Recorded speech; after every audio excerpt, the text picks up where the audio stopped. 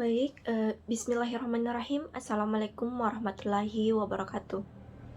Sebelumnya, perkenalkan saya Isniati, nomor urut 19. Di sini saya akan menjelaskan mengenai materi frasa. Nah, apa sih itu frasa? Ya, frasa adalah gabungan dua kata atau lebih yang memiliki satu makna gramatikal, tetapi tidak membentuk klausa atau kalimat. Dalam frasa terdapat kalimat inti dan kalimat pendamping. Contohnya seperti rumah besar. Nah, pada kata rumah besar ini, kata intinya itu rumah, kemudian kata pendampingnya besar. Kemudian yang kedua, sedang belajar. Kata intinya itu belajar dan pendampingnya itu sedang. Selanjutnya, bagaimana sih ciri-ciri dari frasa itu? Nah, ciri-ciri dari frasa ini terdiri dari dua kata atau lebih. Nah, yang kedua memiliki predikat berbeda dengan klausa. Yang ketiga berfungsi sebagai untuk kesatuan dalam kalimat.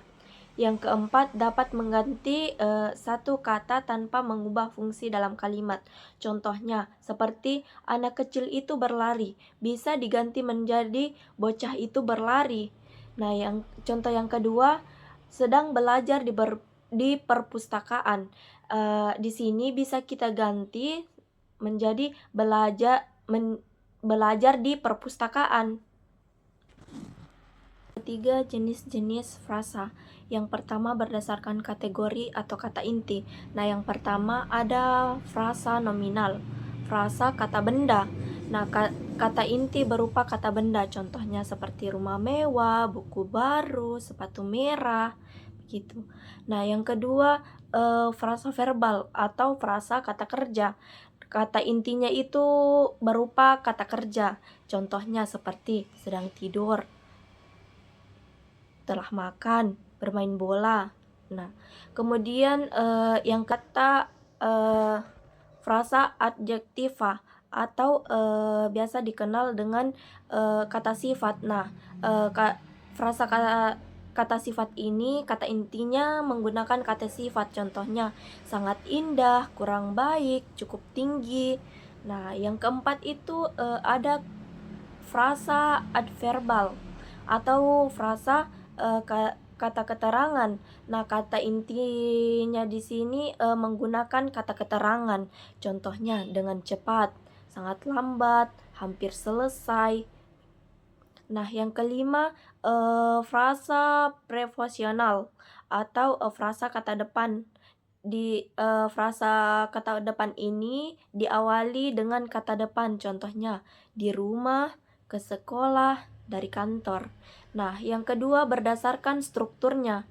Berdasarkan strukturnya, jenis-jenis frasa ini yang pertama ada frasa endosentris atau frasa yang unsur-unsurnya memiliki hubungan setara atau saling melengkapi. Contohnya buku tebal. Di sini buku tebal ini dari kata buku ditambah dengan kata tebal sehingga menjadi satu kesatuan yang memiliki makna. Nah, jenis dari frasa endosentris ini yang pertama ada frasa koordinatif. Nah, kedua kata bisa ditukar tanpa mengubah maknanya seperti kata ayah dan ibu. Nah, bisa diubah menjadi kata ibu dan ayah. Nah, yang kedua ada frasa atributif. Salah satu makna menjelaskan kata lainnya seperti kata mobil baru. Nah, yang kedua frasa eksosentris atau frasa yang memiliki kata yang tidak bisa berdiri sendiri tanpa kata lainnya.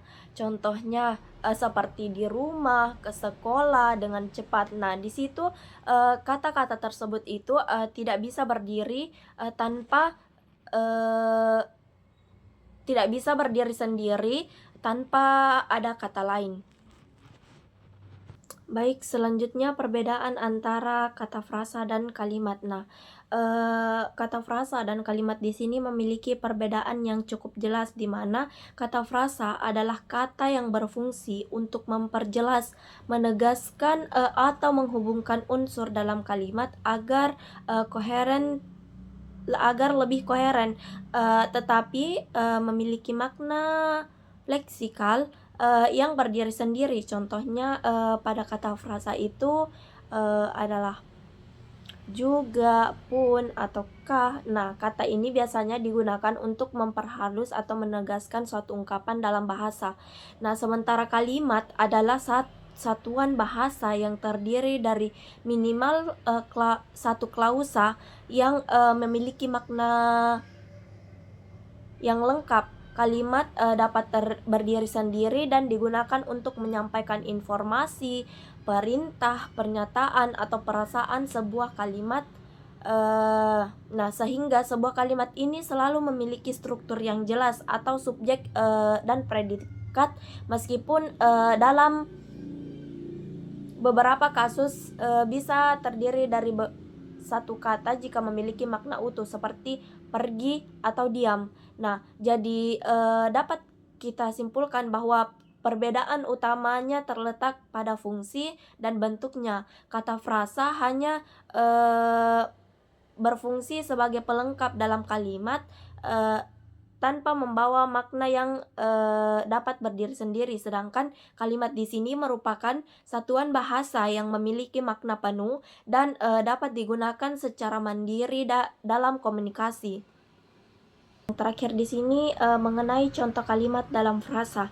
Nah, seperti yang kita lihat dari jenis-jenis frasa ini terbagi menjadi beberapa.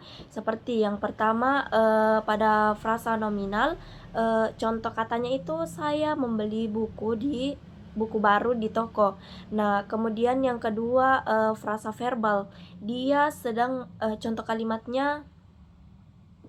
Nah, selanjutnya mengenai contoh kalimat dalam frasa. Nah, seperti yang kita lihat dari jenis-jenis frasa ini terbagi menjadi beberapa. Nah, yang pertama mengenai frasa nominal.